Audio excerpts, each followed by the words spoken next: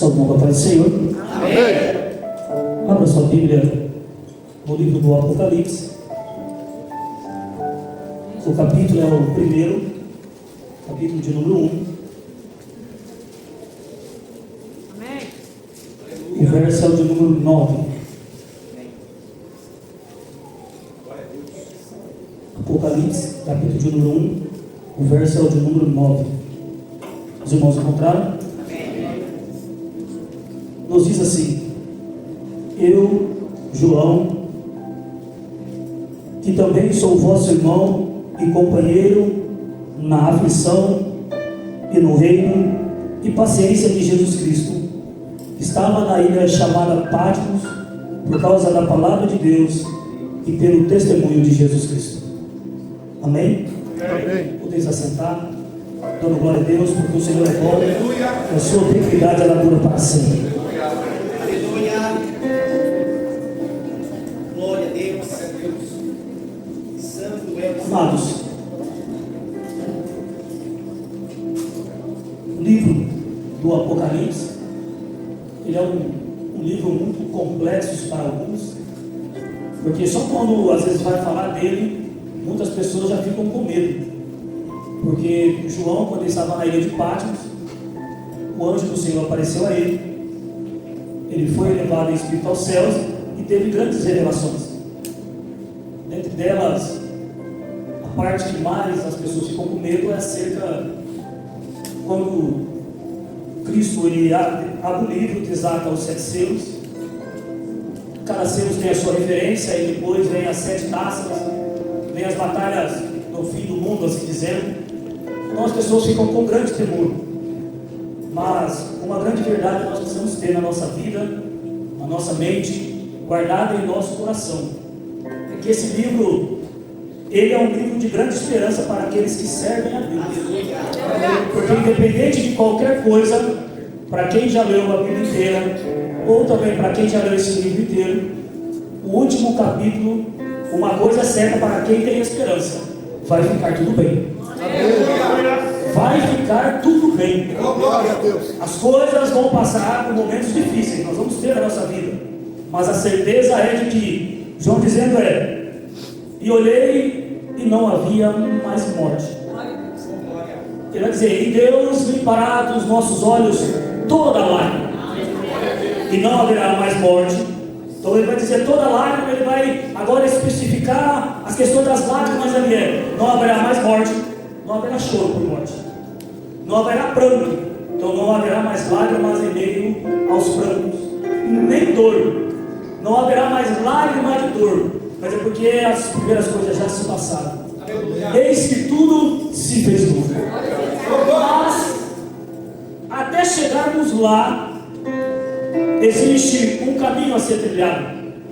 Desde quando nós somos chamados, Paulo vai dizer que em sua carta aos Filipenses, vai dizer que aquele que começou a boa obra, então ele começou, fala, a obra tem um começo, mas ele vai dizer que ele é fiel para terminá-la, fala, ela tem um fim, mas nós temos um período durante essa obra, e nós como igreja militante, nós temos que militar, ou seja, lutar, durante o processo, desde quando ele nos chamou, até o cumprimento da obra, nós vamos passar por momentos difíceis, momentos tribulosos, que enquanto estivermos nesse corpo mortal, alguns passarão pela morte, nós teremos momentos de pranto, choro, dor intensa, a alma vai ficar amargurada, vamos chorar pela perda de alguns entes queridos, irmãos na fé,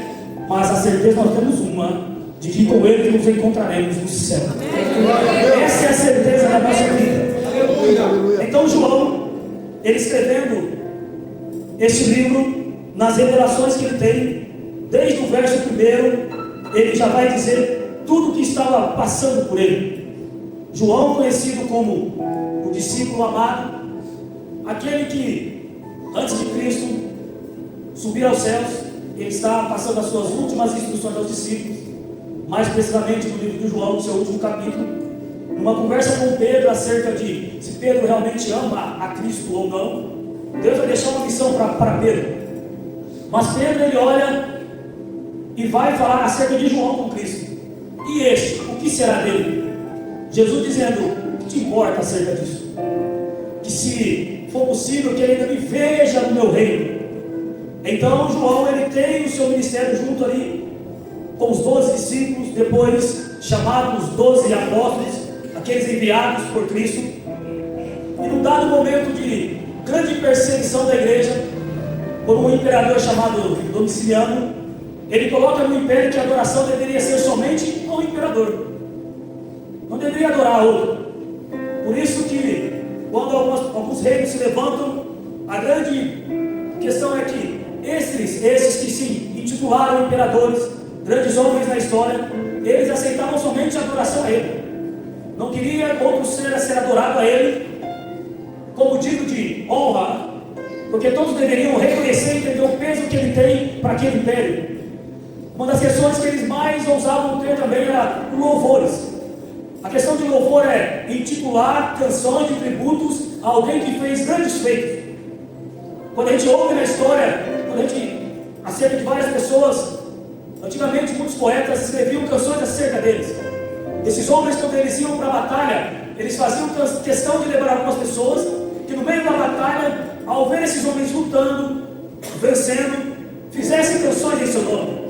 Então eles vão dizer que esses imperadores nós devemos receber a honra por ter conquistado grandes coisas. Nós devemos receber o louvor porque tivemos grandes feitos.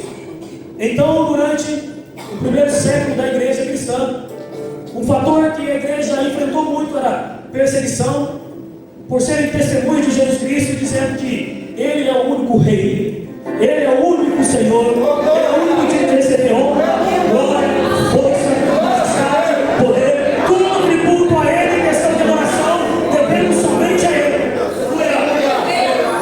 E por isso essa perseguição era ferrenha. Primeiro por parte dos judeus, que não aceitavam a Cristo, diziam: não há outro Deus a não ser o nosso Senhor. E também por causa desses imperadores. Então João, ele está ilhado, está separado da sociedade numa ilha chamada Patmos.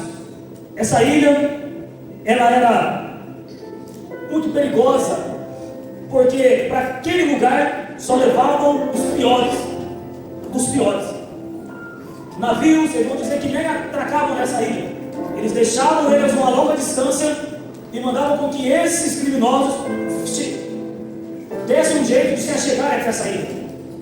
Então a gente tem que entender algumas coisas, que servir a Cristo não é fácil, não é algo tão lindo, maravilhoso como alguns querem dizer hoje. Usam-se muito a ideia de romantizar o Evangelho. O Evangelho, ele é a expressão de um amor maior do mundo, mas para demonstrar esse maior amor, houve morte, e uma morte de forma horrível, de forma terrível, em que o homem, ele primeiramente foi traído, ele foi cuspido, humilhado, ele foi açoitado, sangrou, na sua fronte colocaram uma coroa de espinho e o levaram até o madeiro para uma morte horrível e vergonhosa. Então o Evangelho é a revelação do maior amor de Deus ao mundo, mas não é um amor simplesmente romântico, não, é um amor que sofreu por nós e nos dá uma nova vida dele. As palavras do Evangelho é isso. Nós temos que mostrar a verdade, a realidade para o mundo lá fora. Está em pecado, mas Cristo morreu para a remissão dos nossos pecados, pagou um preço em nosso favor, e nós agora, como testemunhas, nós não somos maiores que o nosso Senhor. Assim como Ele sofreu por ser uma testemunha fiel, nós, por levar essa palavra, vamos sofrer, mas nós temos a certeza de que com Ele nós sofremos, mas com Ele nós vamos reinar.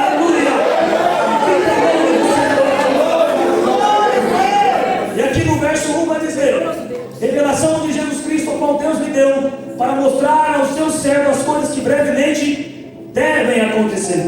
Entenda, queira o mundo ou não, o que está escrito nesse livro vai acontecer.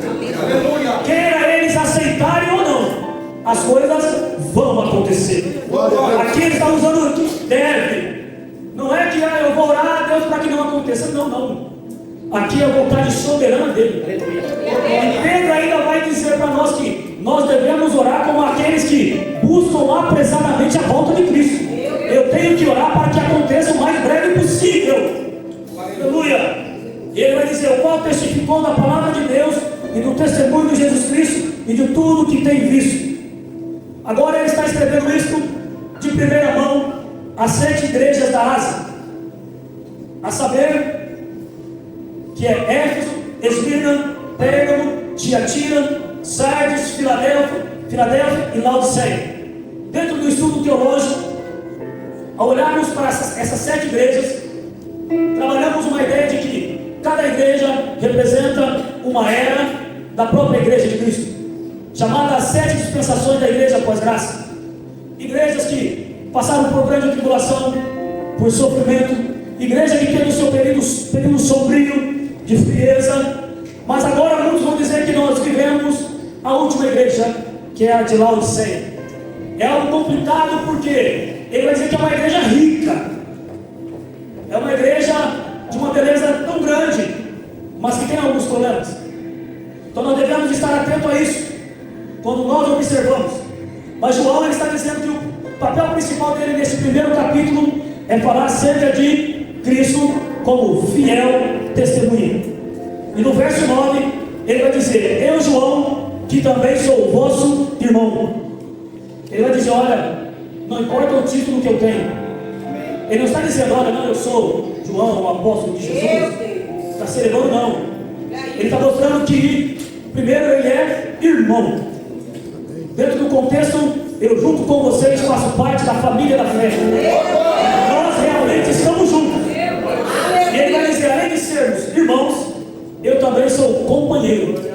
Entenda que ele está dizendo: vocês não estão sozinhos nessa. Glória a Deus. Ou seja, nós somos companheiros, irmãos, família, companheiros, andamos juntos. Só que ele vai dizer que ele não é só companheiro fazendo churrasco. Ele está dizendo: olha, o dia que o Ezequiel for assar a carne lá na casa dele, naquela churrasqueira, fazer aquela comida caseira naquele fogão a lenha, me chama. Não, ele está dizendo que é só para isso, não. Não, não é só para isso. Ele está dizendo que eu sou companheiro na aflição. Glória a Deus. Porque tem alguns que, pelo título, quer se isentar de passar dificuldade. Tem alguns que, quando ele olha para o irmão, ele vai dizer: irmão, não, meu companheiro. Mas quando está na aflição, ele nem quer estar perto. Imagina. Mas João está dizendo: olha, sou irmão, companheiro na aflição. Ele está dizendo: por que na aflição? Jesus, em uma das suas últimas instruções aqui na terra aos seus discípulos, em João, esse próprio João vai dizer, no Evangelho de Jesus Cristo escreveu, no capítulo 16, no verso aqui número 33, ele vai dizer que Jesus vai explicar aos discípulos: olha, tenho-vos dito isso para que em mim tenhais paz. Então eu não vou ter paz em outra coisa a não ser nele. Essa paz, ela excede todo o entendimento. Paulo dizendo, vai escrever na sua carta, ele vai dizer: olha, e a paz de Deus que excede todo o entendimento vos guardará. Então Jesus está dizendo que essa paz que é ele vai dizer: tenha em mim. Por quê? Ele vai dizer: no mundo tereis aflições. Então, se você está aqui no mundo, primeiro ele está dizendo no mundo cósmico, como o planeta Terra. Primeiro é isso. Mas também nós temos um mundo chamado o ecumênico, que é um mundo de pessoas, vários tipos. Então, enquanto eu estou aqui na terra, ele vai dizer: olha, você vai ter aflição. Não é uma. Ele vai dizer: no mundo tereis aflições. Plural. O plural não é um é singular. O plural é de 2 para 5. Não importa. Talvez você passar 1, 2, 3, 4, 5, 6, 7, vai por aí. Quando estiver aqui como igreja militante, a aflição vai fazer parte. Mas em meio à aflição, em Cristo eu tenho paz. Como ele disse, ele já avisou de antemão, é para que eu tenha paz. Está difícil? Está. Mas nele eu tenho paz. Está complicado? Está. Mas nele eu tenho paz. Porque no mundo tereis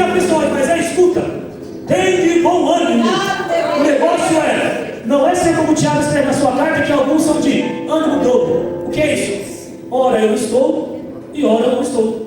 Hoje eu quero fazer, amanhã eu não quero. Não. Ele está dizendo, olha, não tem de bom ânimo. E esse bom ânimo é ânimo pronto. Não é pensando que, eu tenho que isso. Não.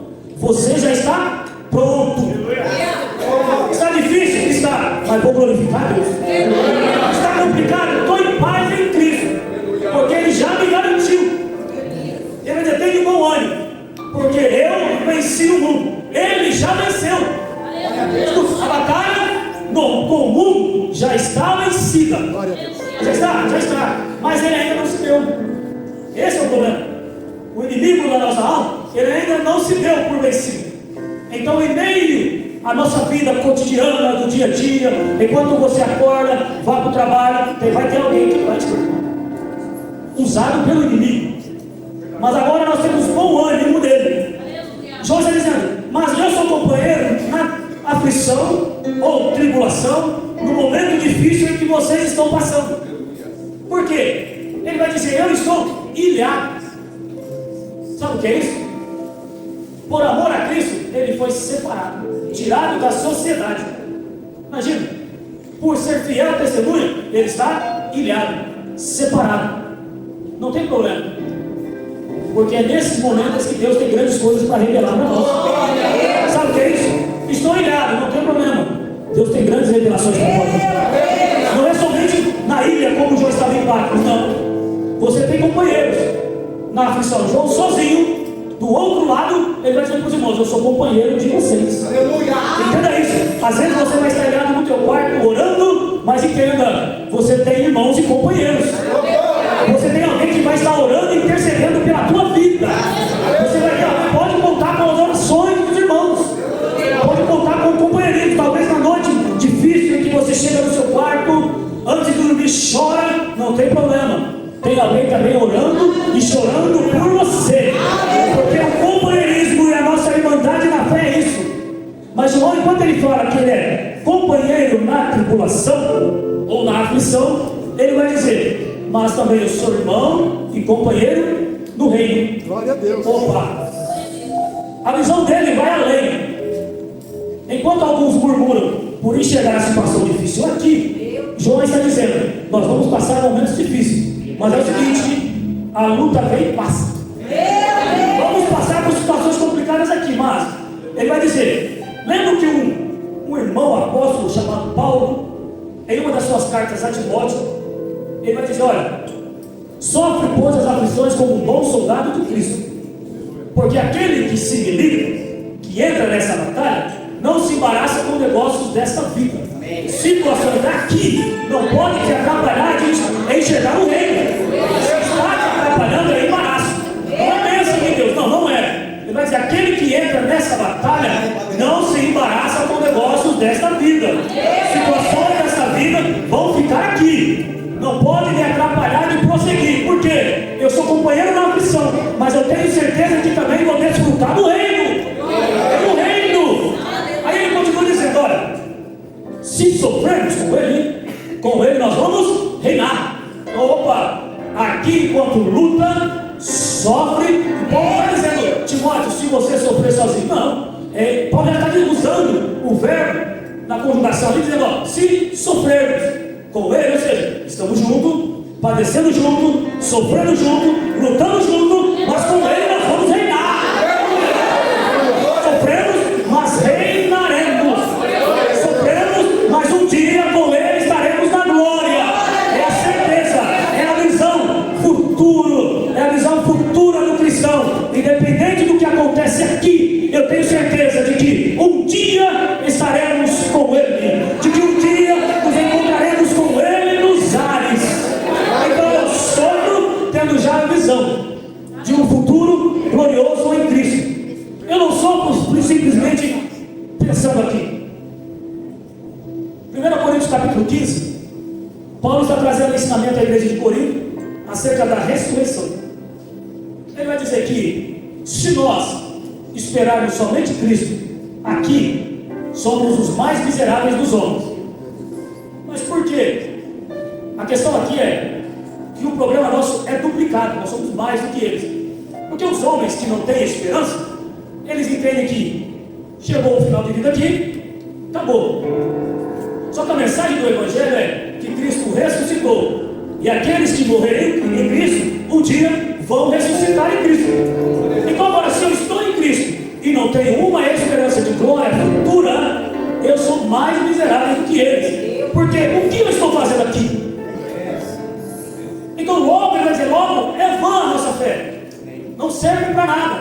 Mas ele vai dizer agora, Cristo ressuscitou dentre os mortos, ele foi feito primícia dos que dormem.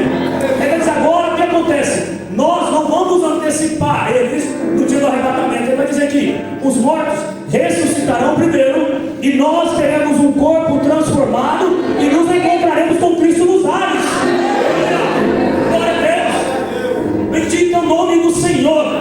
Agora imagina, independente do que aconteça aqui, as lutas, tenha certeza, há uma glória futura.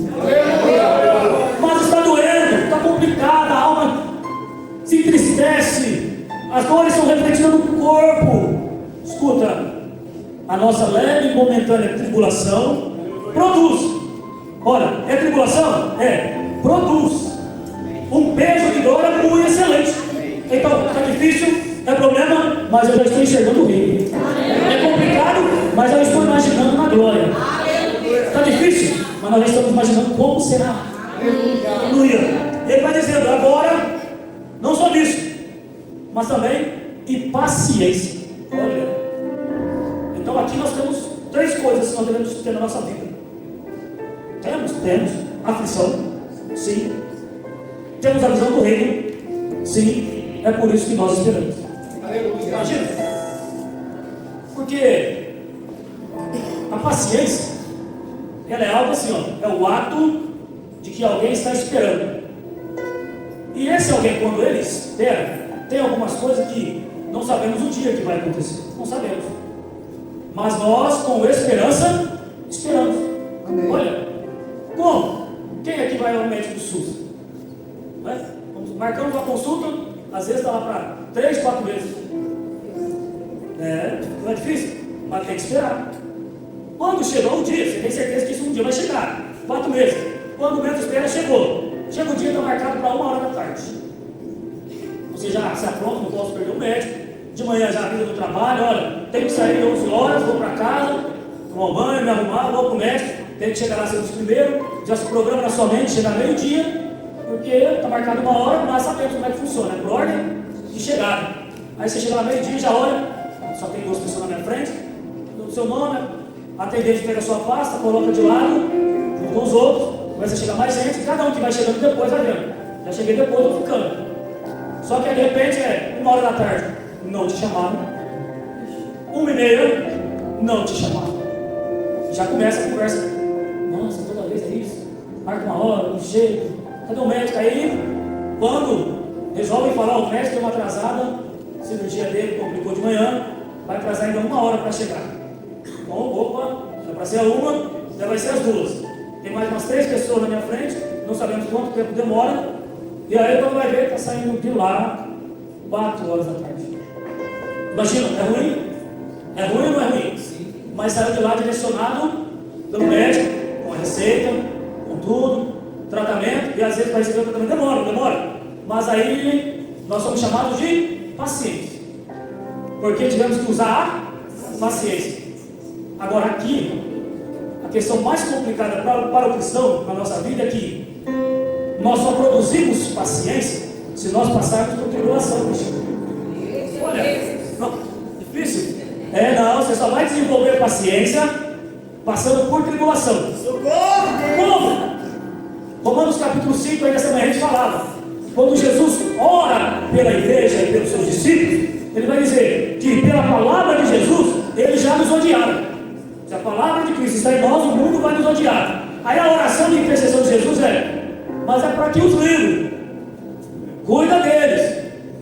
E ainda não é só por esses, é por aqueles que haveriam de vir. Então quando Jesus ora intercedendo, não é somente pelos discípulos da época, ele também já está orando por mim e por você, entendendo a dificuldade. Romanos capítulo 5, Paulo vai dizer que nós somos justificados pela fé. Então estamos salvos em Cristo. Glória a Deus, aleluia. O maior problema foi resolvido: separação entre Deus e o homem. Então nós temos acesso à graça e também nós temos paz para com Deus. Então recebemos a Cristo, a salvação por intermédio dele, e também agora temos paz para com Deus.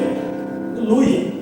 Porque o problema é que nós éramos filhos da ira. Agora somos filhos de Deus, temos paz. Só que Paulo vai dizer: olha, pode cantar louvores. Sim, foi na cruz onde um dia eu vi meus pecados castigados em Jesus. Aleluia, bendito é o nome dele, porque ele pagou o preço, ele morreu em nosso favor. Mas ele vai dizer, não somente nisso, que nós devemos gloriar também na tribulação. Mas eu tenho que glorificar a Deus na tribulação. Salmo de número 50, o verso 23, vai dizer que aquele que oferece sacrifício de louvor, esse me honrará. Então, só que está dizendo, ó, oferecer o sacrifício de louvor está honrando a Deus. Mas o que é sacrifício de louvor? É que em meio ao momento difícil, em meio à tribulação, eu glorifico a Deus. Em meio às dificuldades, eu vou exaltando o nome dele. Em meio a tudo que está acontecendo de problemas, eu estou cantando e glorificando a ele. Então, enquanto você está aqui nessa noite glorificando, sabemos que você tem um momento difícil, sabemos que você está passando por uma luta, dificuldade, mas enquanto você adorou a ele aqui, você entoou a ele sacrifício de louvor. Mostrou a ele que, independente da situação, você está disposto a sofrer por Cristo, glorificar e exaltar o nome dele. Aí ele vai dizer que em meio à tribulação, vai dizer não somente isso, mas também nos gloriamos nas tribulações, plural. E o que é isso? É um momento. Havia uma ferramenta chamada tribulo. O que é isso? É uma ferramenta que separa a casca da própria semente. Então, quando na antiguidade eles iam fazer a separação do trigo e tirar a palha, que já não serve mais, entenda que existe um momento que você vai passar difícil, é que algumas coisas serviram, depois já não vai servir mais. É troca, entendeu? É crescimento. Conforme você cresce em Cristo, algumas coisas vão ficando para trás. Sabe como é? Por exemplo, você um dia foi criança, aquelas roupas já não te servem mais. Aquele sapatinho de crochê, às vezes não serve nem do dedão do seu pé, mas foi por um momento. Não era lindo? Era lindo. Aí você olha e diz, nossa, esse sapato é tão pequeno, bonitinho, mas passou, não serve mais. Hoje são outras roupas. Por quê? Cresceu, você desenvolveu. Então a tribulação, ela vai tirar algo, a casca, não serve mais. E agora? É o trigo, é a semente. E essa semente, quando ela vai passar por um processo para virar farinha, para ser feito o pão, ela tem que ser amassada. Entende? Já passou pela tribulação, tirou a casca. Foi uma. Mas a segunda, que já virou plural por tribulações, para virar farinha, vai ser amassada. E se o grão não for amassado, não tem pão. Não tem resultado. Se você não passar por tribulações, não vai haver resultado, você não vai crescer.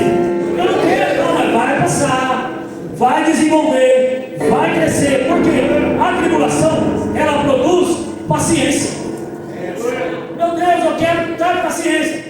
Parabéns, por isso que está passando por tribulações. E não tem como. Eu quero ter paciência, tribulação. Quer paciência? Tribulação. Por quê?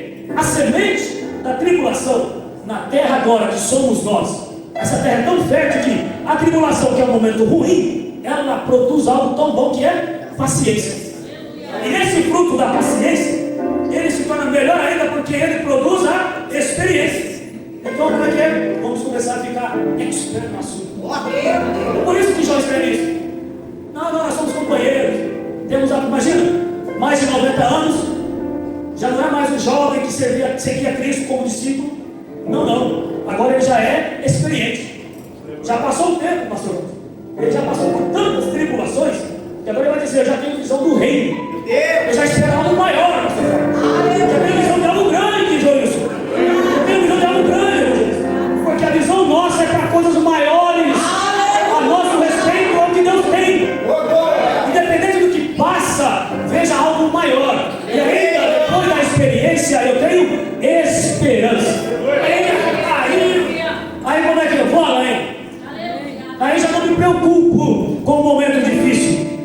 Agora eu vou ficar preocupado é só em reunir com os irmãos e glorificar a Deus.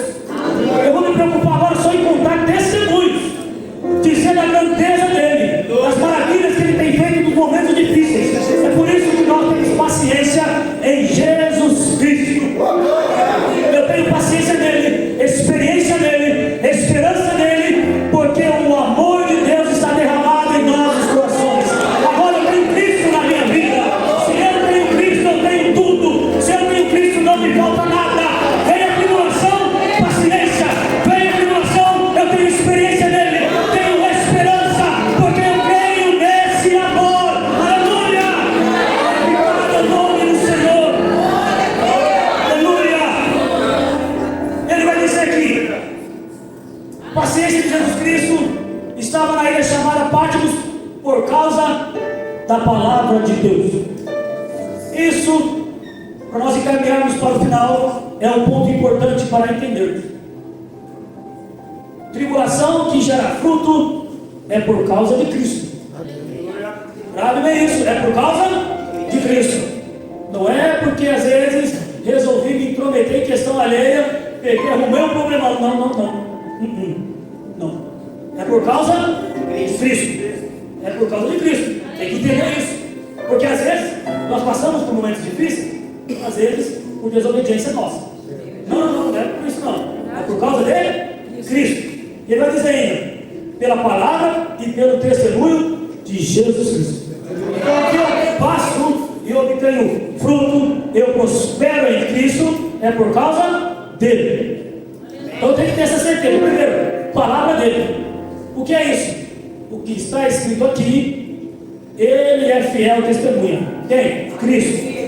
Cristo é a primeira fiel testemunha revelada da parte de Deus como? Hebreus 1. Agora o verbo se fez carne, João 1, mas Hebreus 1 vai dizer que Deus falou antigamente de várias maneiras, usou várias pessoas, mas a nós, nesses últimos dias, nos falou através do Filho. Então o Filho, revelação perfeita da palavra de Deus. É por causa de Jesus. Não é porque eu resolvi pegar um problema do outro, não, por causa de Jesus. E por ser fiel testemunho. Então, ou seja, a palavra testemunho, ela tem como o origem no grego é martyros. O que é isso? É de onde que, após algum tempo, muitas pessoas, por sofrer, por ser testemunha de algo, ela se torna um mártir. Ou seja, o que é isso? Morreu em prol de uma causa. Nós temos exemplos na Bíblia daqueles que morreram por amor à palavra de Deus, por serem testemunhas do que está escrito aqui, revelaram isso aqui, viveram o que está escrito aqui e testemunharam. Como? Agora imagina, Estevão, chamamos ele de primeiro mártir da história da igreja. Como? Ele está pregando, fazendo milagres. Deus vai dizer em Atos capítulo 6, continuando no capítulo 7. Mas aí o que acontece? Ele prega, faz tudo e mesmo assim sofre resistência por causa da palavra, por causa de Cristo. Então, independente do que passamos aqui, temos que ter a certeza: reino. Eu tenho a visão do reino. Eu tenho a certeza de que um dia com ele tudo aqui vai se findar, tudo aqui vai cessar, e um dia estaremos com Cristo na glória.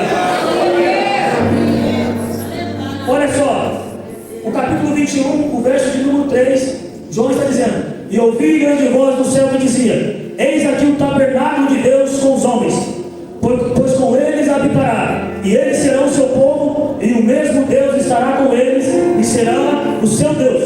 E Deus limpará dos nossos olhos toda lágrima, e não haverá mais morte, nem pranto, nem clamor, nem dor, porque já as primeiras coisas já se passaram.